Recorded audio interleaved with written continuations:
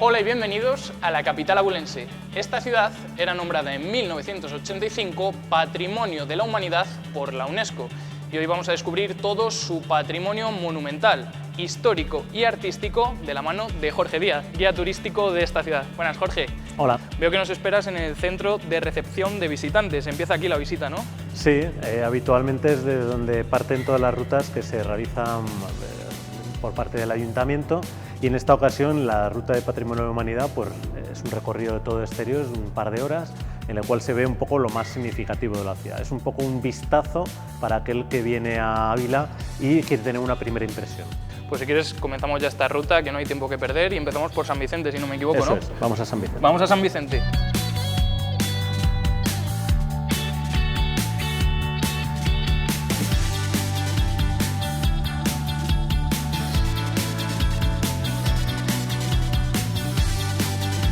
Mi primera parada, Jorge, en la Basílica de San Vicente. Exactamente.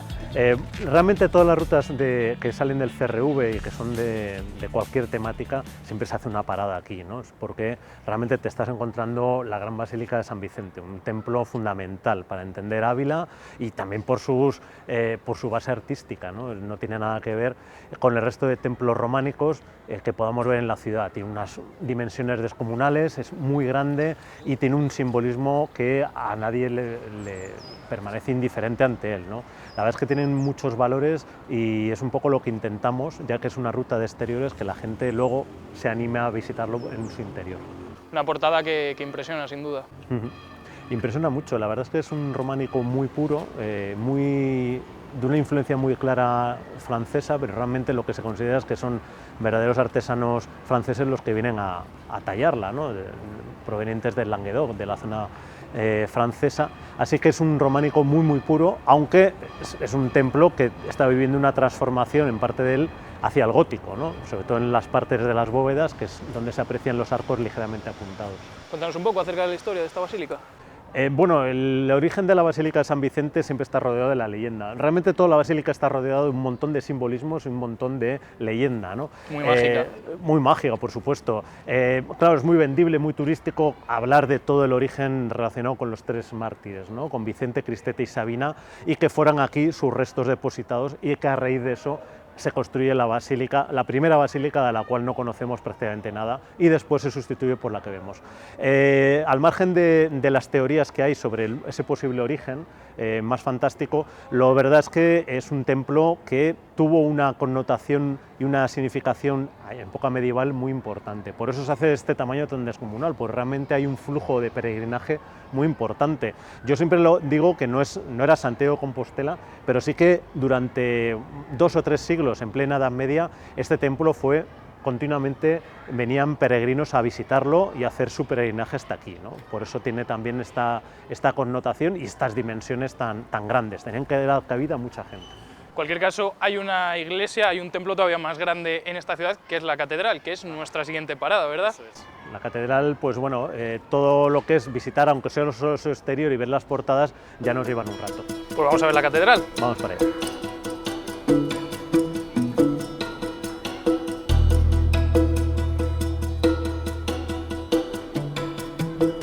Bueno, lo que vamos a ver ahora es el cimorro de la catedral, que es un elemento muy característico de la ciudad y que nos puede llamar mucho la atención. A todos los turistas en general les llama la atención, ¿no? Porque no deja de ser una especie de castillo, una especie de baluarte integrado en la muralla y que forma parte de ello. Realmente, si nos retrotraemos en el tiempo, entendemos perfectamente este cimorro, que es un elemento único. Siempre se ha dicho que es el único cimorro que hay en Europa, pero realmente, bueno, no es un récord Guinness, realmente es algo normal, porque que coincida la cabecera de una catedral con una muralla y que forme parte y se integre como un torreón más, pues es un elemento muy curioso, ¿no? En el siglo XV deciden que esta parte de la muralla es la más débil, la más fácil de atacar en un momento dado por un ejército invasor, así que lo fortifican con una especie de matacán, pero es doble, un balcón doble, una especie de matacán doble, que lo va a hacer un elemento muy fuerte y va a impedir que la cabecera sea atacable. Entiendo que ahora mismo esta parte es la más fortificada de toda la muralla. Sí, yo creo que aguantaría cualquier ataque. Bueno, es una broma, pero realmente realmente es un baluarte, como vemos, muy contundente, construido ya con piedra berroqueña, aunque hay unos tramitos en los cuales todavía se ve esa piedra ensangrentada tan característica de la Catedral de Ávila y que la hace especial también todo el interior de la girola. Pero en todo caso es ese baluarte, además con toda la simbología que tiene, bueno, la leyenda del Rey Niño, etcétera, etcétera, con su cruz arriba del todo, aquel punto en el cual al niño, a ese niño que luego sería Alfonso VII, le asoman para demostrar a Alfonso el Batallador que está vivo, ¿no? Es algo curioso en ese sentido. Y luego también tenemos aquí la puerta, la famosa puerta de las carnicerías, ¿no? La Casa de las Carnicerías ha quedado como un elemento muy característico también de la muralla, porque no deja de ser uno de los dos edificios adosados al exterior de la muralla que se han conservado, ¿no? Cuando se prioriza, sobre todo a partir del siglo XIX-XX, el eliminar todas las edificaciones que se habían ido adosando a la muralla, estos dos edificios, el Hospital de San Martín y la Casa de las Carnicerías, quedaron como los únicos realmente adosados, ¿no? Perfecto, Jorge, pues yo creo que ha llegado el momento de entrar dentro de la muralla, ¿qué Vamos, te parece? A ver si nos dejan entrar. Muy bien.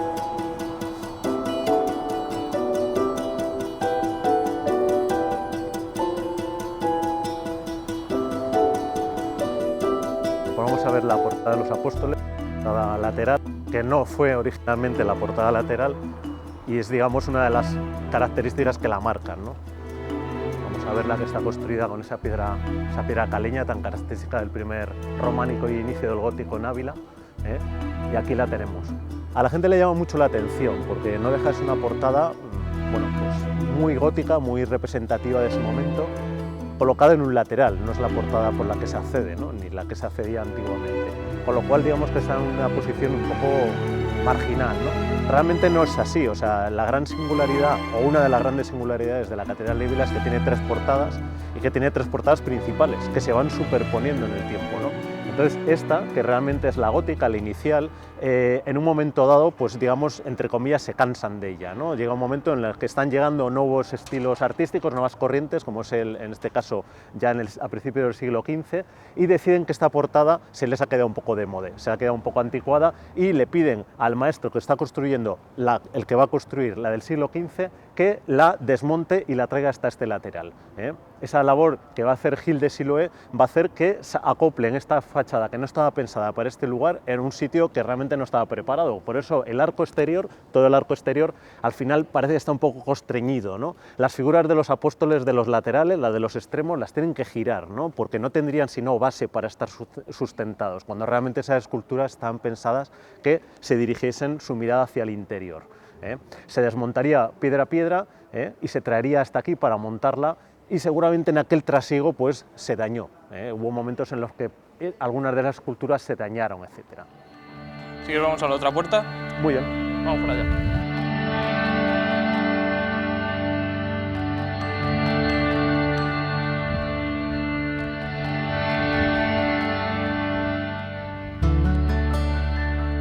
Bueno, y esta sería la puerta oeste, ¿no? Claro, esta es la portada oeste, la portada principal es esa portada por la que se accedería en todo momento y la principal, ¿no? Lo que vemos hoy en día, como hemos relatado ya antes, es que realmente esta es la portada, la tercera gran portada de la catedral, la tercera portada principal que se va superponiendo a las anteriores, ¿no? La primera ya la hemos visto en ese lateral, esa portada que se traslada hasta allí en el siglo XV. La portada del siglo XV vuelve a suceder lo mismo, llega un momento en el cual ellos consideran que ya no es la portada que debe tener esta catedral y que tiene que actualizarse de alguna forma, y se construye una nueva, en el siglo XIX, a finales del siglo XVIII, perdón, en la cual el arquitecto responsable, el escultor y el que lo va a componer va a ser de la Serna. Ha habido, ya os digo, tres portadas principales, la que se traslada hasta allí, la gótica, la que está detrás de esta que vemos hoy en día, que estaría entre las dos puertas de madera aproximadamente, y la que vemos hoy en día, que es la última de todas ellas. Te quería preguntar por dos personajes que siempre nos han llamado mucho la atención, que son esos hombres que están ahí en la puerta. Sí, sobre eso yo he leído varias teorías, ¿no? Por un lado se consideran que son los gigantes Gog y Magog, que son dos gigantes de la mitología hebrea y que de alguna forma pues llevaban esa especie de atuendo con se habla de de pelo de cabra, se habla de hombre de musgo, tipo los de Béjar, pero siempre con esas mazas, ¿no? Y se colocan en este lugar, pues evidentemente para advertir a todo el que entraba en la catedral que tenía que ser una persona piadosa, que tenía que ser una persona, un buen cristiano, porque si no, de alguna forma los gigantes le advierten que no debe entrar en un templo de esta consideración. Posiblemente no sean propios de esta catedral, de alguna forma se trajeron de otro lugar, ¿no? Se les ve toscos, se les ve de otro tipo de factura en esa piedra berroqueña, y lo que no se sabe es realmente de dónde proceden. Y además otra cosa que nos llama la atención en esta portada oeste es que solo tenemos una torre, que la otra está sin acabar. Sí, hay mucha gente que lo pregunta, ¿no? Dice, oye, pues la terminaron con ese pastiche de ladrillo que hay arriba. Bueno, pues cuando les cuentas que es la casa del campanero, ese personaje tan singular de la catedral que vivió ahí arriba con su familia hasta hace no tanto tiempo, pues les llama la atención, pero también es verdad que no es simétrica como tampoco es la fachada de San Vicente, ¿no? Lo que se viene a considerar hoy en día no es que se eliminase esa torre quizás por consecuencias del terremoto de Lisboa, etcétera, sino que nunca se llegó a construir. Y los motivos por los que nunca se llegó a construir, pues quizás haya que buscarlo en un tema económico, ¿no? Un tema en el cual pues, no buscan la simetría, simplemente tienen un campanario, con él ya tiran, de alguna forma, hace la función y no necesitan hacer otra torre. Bueno, Jorge, vamos a continuar la visita porque, como comentábamos, este es el punto más frío de todo Ávila, ¿eh? Helador. Bueno, Jorge, estamos en una calle que se llama de la Cruz Vieja, pero todos los abulenses la conocemos como la calle de la vida y de la muerte. Sí, sí, sí. A los turistas se les suele decir que entras vivo y sales muerto y le entra como mucho respeto, ¿no?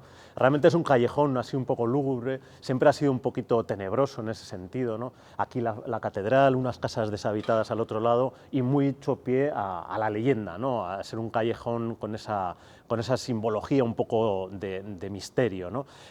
Aquí está ambientada la famosa leyenda de la calle de la vida y la muerte, y lo que nos queda y lo que es más histórico y documentado es que realmente esa leyenda, aunque sea seguramente unos personajes totalmente inventados, pero realmente refleja una realidad que aconteció durante toda la Edad Media en la ciudad, y es que era un callejón utilizado para que se celebrasen los duelos a muerte, ¿no? Es una práctica que era mucho más habitual de lo que podemos pensar hoy en día. Está así reflejado, yo os digo, en mucha documentación, y este lugar era donde se celebraban duelos, ya pensando siempre en duelos con armas blancas, puñales, sables, etcétera, etcétera, incluso navajas, ¿no? Cuando se empiezan a utilizar en los duelos artillería, digamos pólvora, el estruendo de esas armas pues hace que este no fuera el sitio idóneo y los celebraban en otro sitio, pero aquí sí que se celebran esos duelos a muerte, ¿no?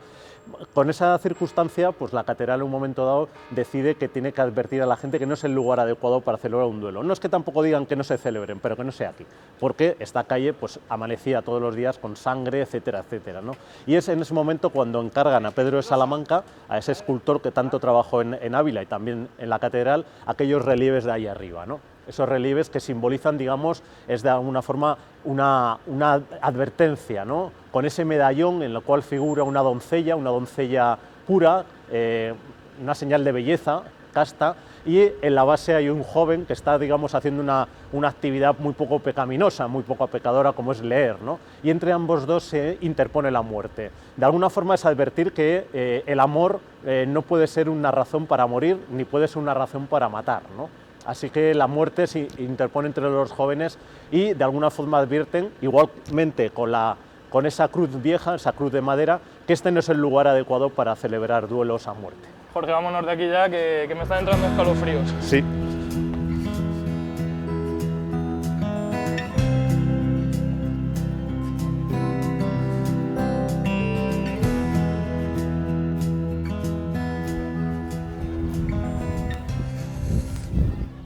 Bueno, Jorge, nos volvemos a encontrar fuera de las murallas. Esta vez hemos salido por la puerta del Mercado Grande o puerta del Alcázar. Exacto. Esta ruta consiste exactamente en esto, en un callejeo, ¿no? Entramos, salimos de la muralla y es un poco esa visión general que tiene que tener una persona cuando llega a Ávila. Gente que a lo mejor nunca ha estado hace esta ruta y un poco es una aproximación, luego tiene mucho más que ver, lógicamente, ¿no? y llegar al centro neurálgico de la ciudad, que no deja de ser el grande, la Plaza de Santa Teresa, pues es emblemático también en ese sentido. Lo tienen que ver porque es una zona de expansión de alguna forma más allá de la muralla, pero a la gente le llama la atención que realmente la plaza principal esté situada afuera, ¿no? Y también el hecho de que realmente si preguntan a cualquier abulense por la Plaza de Santa Teresa, pues mucha gente se queda un poco ojo plática, pues no sabe exactamente cuál es. Realmente la llamamos tan habitualmente el grande que ya ha pasado a ser el grande, ¿no? Siempre se les habla de la iglesia de San Pedro, ¿no? Ese templo románico que preside la plaza, que tenemos ahí a nuestras espaldas, y por cierto también a la Puerta del Alcázar, una de las puertas principales, ¿no? Puertas principales porque de las 9 que hay, pues esta, la de San Vicente, quizás son las más monumentales. Es donde los torreones alcanzan su cima, ¿no? Unos 16-17 metros de altura.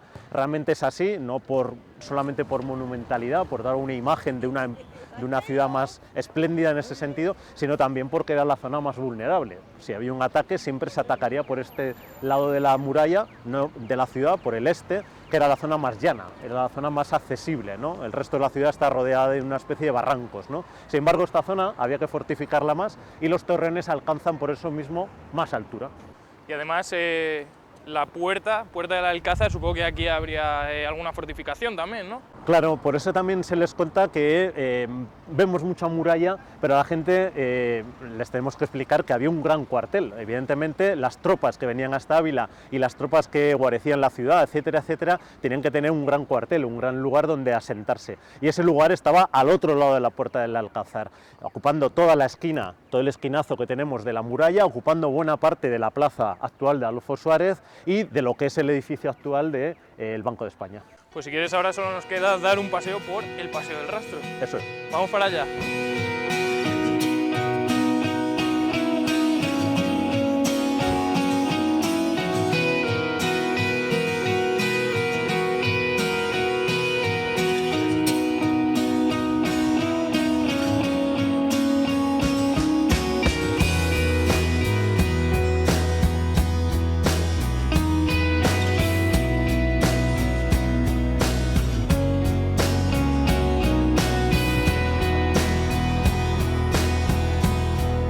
Jorge, otra vez intramuros, en otro de los monumentos más representativos de Ávila, sobre todo por la parte histórica que tiene, ¿no? Porque aquí nació la Santa. Claro, la Santa, pues eso, un lugar muy emblemático, ¿no? A la gente le llama la atención, a veces te preguntan, ¿qué santa? Y dices, no, es que en Ávila la Santa... Solo hay una. Solo parece que hay una, es Santa Teresa, y mira que es una tierra con muchos santos, mucha densidad. Efectivamente estamos en la Plaza de la Santa, dominada sobre todo por el convento de la Santa, ¿no? Ese convento carmelita masculino que se edifica sobre el solar donde estuvo la casa natal de Teresa de Jesús. Bueno, y también te quería preguntar vemos un palacio en nuestras espaldas, sé que no vamos a poder entrar mucho en materia, pero Ávila también es una ciudad muy importante en cuanto a sus palacios.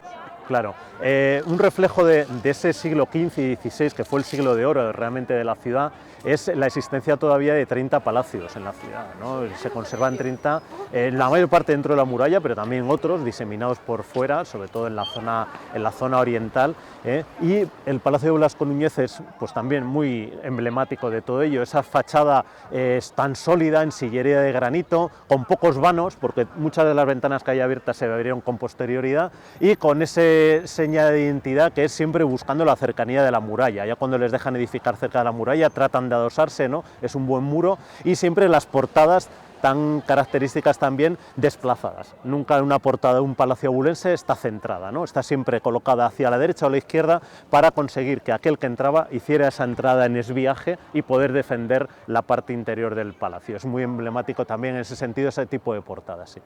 Bueno, pues si quieres ya nos encaminamos hacia nuestra última parada, hacia el Mercado Chico. De acuerdo.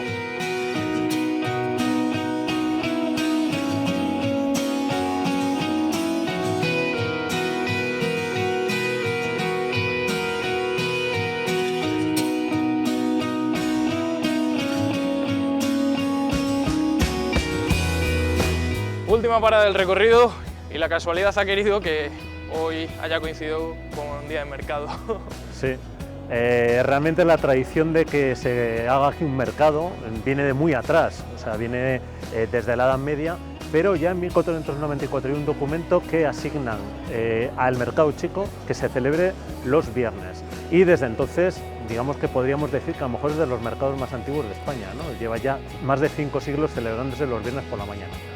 Y además esta plaza, acompañada de esta iglesia, mucho patrimonio también esta plaza. Claro, además tiene bueno, pues mucho simbolismo, no solamente la iglesia de San Juan, que es una iglesia de las pocas que existen dentro de la muralla. Hay que darse cuenta que la mayor parte de las iglesias en Ávila están fuera de la muralla, ¿no? Por procesos de a lo largo de la historia, sobre todo cuando se expanden los arrabales, y es una iglesia muy emblemática, siempre administrada por caballeros abulenses, etcétera, y ahora en torno a lo que es una plaza como es el Chico, una plaza que se va edificando a partir de finales del siglo XVIII, proyecto de arquitectos municipales, Ventura, termina siendo de Cubero, otro arquitecto, y una plaza que estaba proyectada para ser soportalada en sus 4 flancos, ¿no? En el que estamos, en este momento, pues siempre también la gente comenta por qué se dejó así o por qué es una ruina. Realmente no es una ruina, es una obra no rematada, ¿no? Es una obra en la cual se hizo digamos, la zona soportalada inferior con las arcadas, pero nunca se edificó la parte superior. La parte superior nunca se edificó porque hubo problemas con la, digamos, con la servidumbre que tenía la iglesia de San Juan respecto a la plaza y una cierta oposición a que se hiciera, con lo cual se dejaron los arcos, pero nunca se llegó a hacer el ala. Con lo cual solo tenemos 3 partes, como podemos ver, ¿no? Sí, 3 partes donde te puedes cobijar de la lluvia. Sí, es una obra que se, digamos, coincide también con la magnificencia que se da un poco también al grande. De alguna forma las 2 plazas se equilibran, ¿no? Y se le da un acabado más propio de lo que ellos en ese momento consideraban que tenía que ser una capital de provincia. Bueno, Jorge, como señalábamos, aquí termina esta ruta por el patrimonio que también has explicado, y nosotros nos vamos, que hemos quedado con Héctor Palencia, el teniente de turismo, teniente de alcalde de turismo en el Palacio de los Verdugos. Así que muchas gracias. A ti. Y nos vemos pronto. Hasta la vista. Muy bien.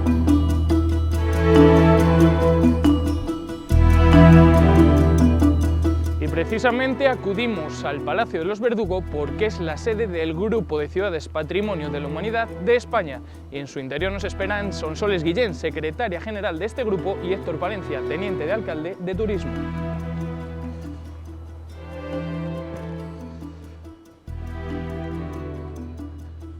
Hola, buenas Héctor. Hola Sonsoles, ¿qué tal? Hola. Hola Samuel. Buenas Sonsoles, ¿qué tal? Buenos días.